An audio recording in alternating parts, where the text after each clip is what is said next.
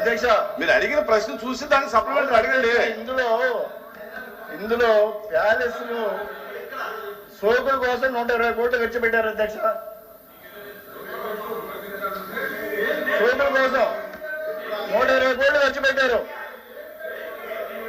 దేనికోసం ఇక్కడ చెప్పారు కదా, దేనికోసం ఇటాలియన్ మార్పులు గోడలు దేనికి కట్టారు. సభ్యుడు మాట్లాడేటప్పుడు అనవసరంగా డిస్టర్బ్ చేయడం కరెక్ట్ కాదు అధ్యక్ష. సభ్యుడు మాట్లాడేటప్పుడు అనవసరంగా డిస్టర్బ్ చేయడం కరెక్ట్ కాదు. ప్లీజ్ ప్లీజ్ మాధవ్ గారు కూర్చోండి, కూర్చోండి. నాయుడు గారు కూర్చోండి, చిరంజీవి గారు కూర్చోండి, రామారావు గారు అడగండి. ఇంత లావిష్గా బిల్డింగ్స్ ని ప్రభుత్వం ఏం చేయబోతుంది, ఏ విధంగా ఉపయోగించబోతుంది, అసలు ప్రజల వాసులకు ఏమైనా ఉపయోగం ఉందా, రాష్ట్ర ప్రజలకు ఏమైనా ఉపయోగం ఉందా, గౌరవ మంత్రి గారిని చెప్పాల్సిందే నేను మీ ద్వారా రిక్వెస్ట్ చేస్తున్నాను. మంత్రి గారు ప్లీజ్ మంత్రి గారు చెప్తున్నారు, కూర్చోండి ప్లీజ్ కూర్చోండి అధ్యక్ష మంత్రి గారు చెప్పండి.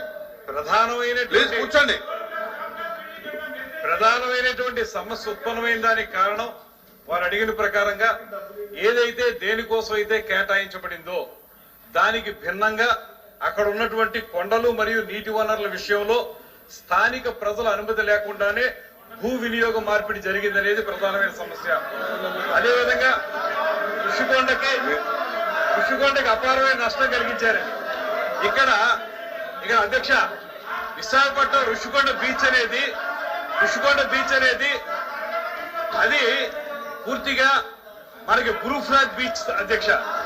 మొత్తం రాష్ట్రంలో ఉన్నటువంటి అన్ని బీచ్ల్లోనూ బ్లూ ఫ్లాగ్ బీచ్ ఏదైనా ఉందంటే అది ఋషికొండ బీచ్ అధ్యక్ష. ఆ బీచ్ లో ఏ ఉద్దేశంతో అయితే దీన్ని ప్రారంభించారో ఏం చెప్పారంటే అంతకుముందు అక్కడ 58 గదులతోటి ఒక అద్భుతమైనటువంటి రిసార్ట్ ఉండేది, హరిత రిసార్ట్. మనకి ఆంధ్రప్రదేశ్ లో ఉన్నటువంటి అన్ని రిసార్ట్స్ కంటే కూడా బెటర్ ఇన్కమ్ ఇచ్చినటువంటి రిసార్ట్స్. ఒక సంవత్సరంలో 7 కోట్ల నుంచి 16 కోట్ల వరకు ఆదాయం ఇచ్చినటువంటి రిసార్ట్స్ అవి డిమాలిష్ చేశారు. అన్ని అద్భుతంగా ఉండగానే అవి డిమాలిష్ చేసేటప్పుడు వారు చెప్పిన మాట ఏంటంటే ఇంతకంటే అద్భుతమైన రిసార్ట్స్ కడతాం, ఇంతకంటే ఎక్కువ మందికి ఉపయోగంలోకి తీసుకొస్తామని చెప్పి అక్కడ వారు కట్టింది ఈ ప్యాలెస్. అందులో ఉంది చదువుకోండి ఇవాళ అక్కడ గజెట్ లో ఉందో వెళ్ళి చదువుకోండి.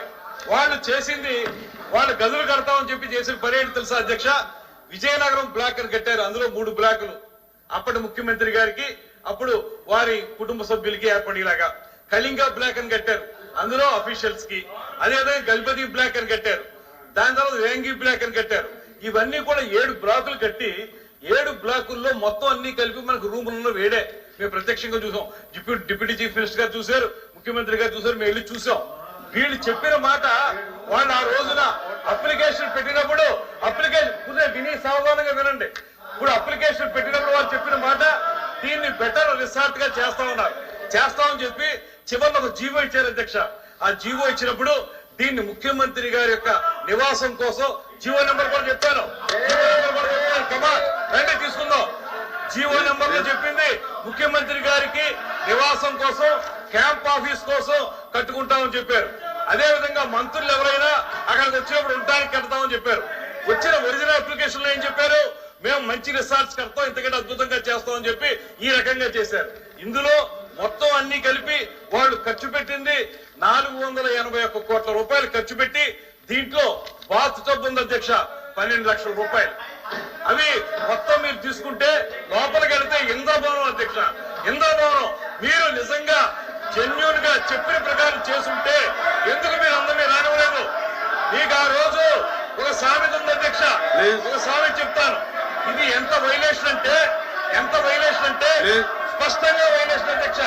మీరు జీవో నంబర్ ఇస్తాను మీకు, వాళ్ళు పెట్టిన అప్లికేషన్ మీ టేబుల్ మీద పెడతాను. ఆ అప్లికేషన్ కానీ జీవో నెంబర్ కానీ చూడండి, ఎక్కడా కూడా పొంతం లేదు. ఆ రోజు చిన్న అయిపోతే ఆ రోజు మనకి ఏదంటే ఓం మహానగరం తగలకపోతుంటే ఫిడేలు వాయించినటువంటి నియోజకవర్గంలాగా వ్యవస్థ సర్వనాశనం అయిపోతుంటే ఇంత డబ్బు ఖర్చు పెట్టి సొంత భవనం కోసం అలా ఆఫీస్ రూమ్ ఒక టెన్నిస్ కోర్ట్ అంత ఉంటుంది అధ్యక్ష.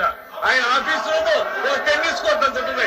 ఇవన్నీ ఖర్చు పెట్టి ఎవరి డబ్బులు ప్రజా డబ్బుల్ని ఇలా మోసం ఇంకా సిగ్గు లేకుండా ఏ రకంగా మాట్లాడతారు, ఏ రకంగా అడుగుతారు వీళ్ళు, ఏ రకంగా ప్రశ్నిస్తారు. ఇంత అన్యాయం చేసి ఇవాళ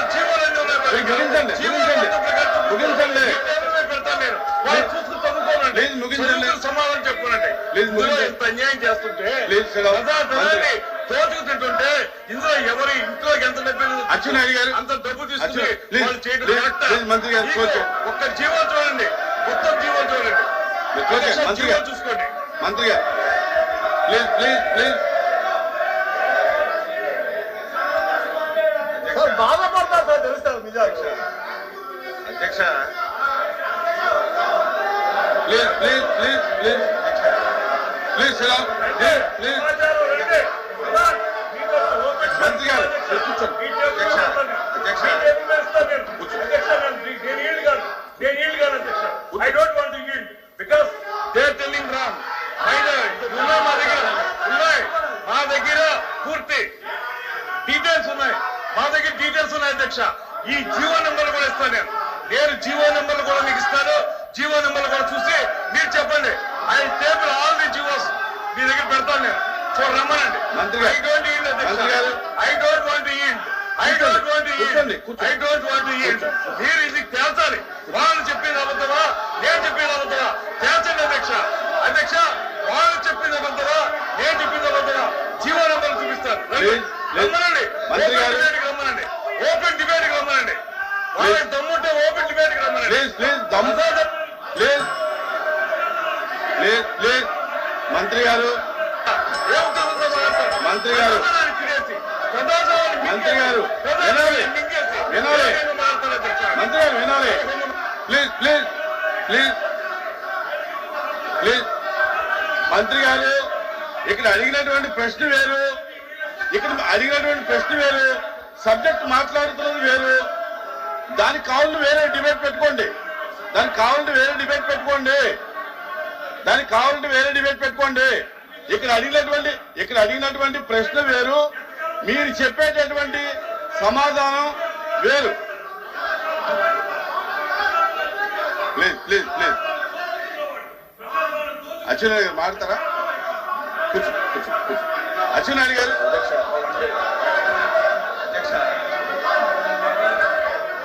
ప్లీజ్ ప్లీజ్ ప్లీజ్ మీరు రండి, ఒకసారి రండి, మీకు చూపిస్తాను.